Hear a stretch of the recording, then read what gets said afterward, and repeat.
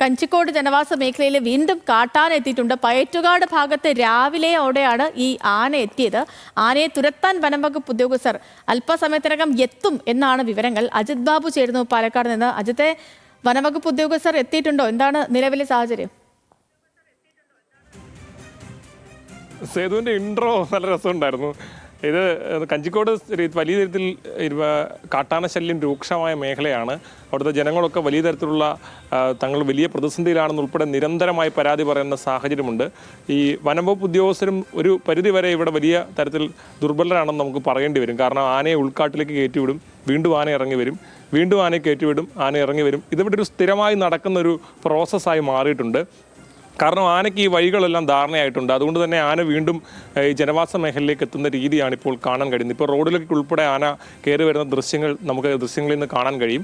വനംവകുപ്പ് സംഘം എത്തി ഇന്നേയും ആനയെ കയറ്റിവിടാനുള്ള ശ്രമങ്ങളാണ് നടത്താൻ പോകുന്നത്. അല്പസമയത്തിനുള്ളിൽ ഉദ്യോഗസ്ഥരടക്കം എത്തും. നിലവിൽ കുറച്ച് ഉദ്യോഗസ്ഥർ അവിടെ ഉണ്ട്. അതുകൂടാതെ മറ്റുദ്യോഗസ്ഥരോട് എത്തി പടക്കം ഉൾപ്പെടെ പൊട്ടിച്ച് ആനയെ ഉൾക്കാട്ടിലേക്ക് കയറ്റിവിടാനുള്ള ശ്രമമാണ്. വനത്തിലേക്ക് കയറ്റിവിടുന്നതിനപ്പുറത്തേക്ക് ഉൾക്കാട്ടിലേക്ക് കയറ്റിവിട്ടാൽ മാത്രമാണ് കുറച്ച് ദിവസമെങ്കിലും നാട്ടുകാർക്ക് ആശ്വാസം ഉണ്ടാകുകയുള്ളൂ. അതുകൊണ്ട് ആ ശ്രമത്തിലാണ് ഇപ്പോൾ വനംവകുപ്പ് ഉദ്യോഗസ്ഥർ. ഹർത്താലെന്നോ മറ്റ് ദിവസങ്ങളുടെ വ്യത്യാസമോ ഒന്നുമില്ല. പിന്നെ ആകെയുള്ളൊരു ആശ്വാസം ഈ റോഡ് വഴിയൊക്കെ വണ്ടി പോകുന്നത് കുറവായതുകൊണ്ട്, വാഹനങ്ങൾ പോകുന്നത് കുറവായതുകൊണ്ട് അതൊരു ആശ്വാസകരമായ കാര്യമാണ്. നിലവിൽ ആനയെ ഉൾക്കാട്ടിലേക്ക് കയറ്റാനുള്ള ശ്രമങ്ങൾ ആരംഭിക്കാൻ പോവുകയാണ്. ഓക്കെ അജിത്തെ, ശരി.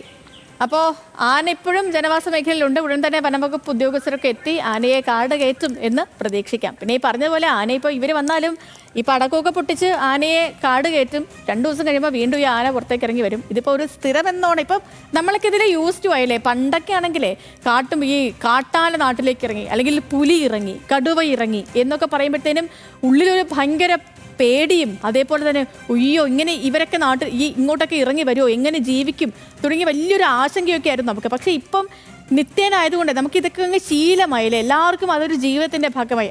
കാട്ടാൻ ഇറങ്ങിയോ, ശരി, കുറച്ച് കഴിയുമ്പോഴത്തേനും പടക്കം പൊട്ടിച്ച് അതിനെ ഓടിക്കും, പിറ്റേ ദിവസം വീണ്ടും വരും. അങ്ങനെയാണ് കാര്യങ്ങൾ. ഇങ്ങനെ പറഞ്ഞ് എങ്ങനെയെങ്കിലും വനം വകുപ്പൊക്കെ ഇതിലൊരു നടപടിയൊക്കെ സ്വീകരിക്കുമോ എന്തോ അല്ലേ. നമുക്ക് തന്നെ നമ്മൾ സംസാരിച്ച് നമുക്ക് തന്നെ ഒരു ഇതൊക്കെ തോന്നുന്നില്ലേ, ഇതെന്താണ് ഇവിടെ നടന്നുകൊണ്ടിരിക്കുന്നത് എന്നുള്ള കാര്യമൊക്കെ.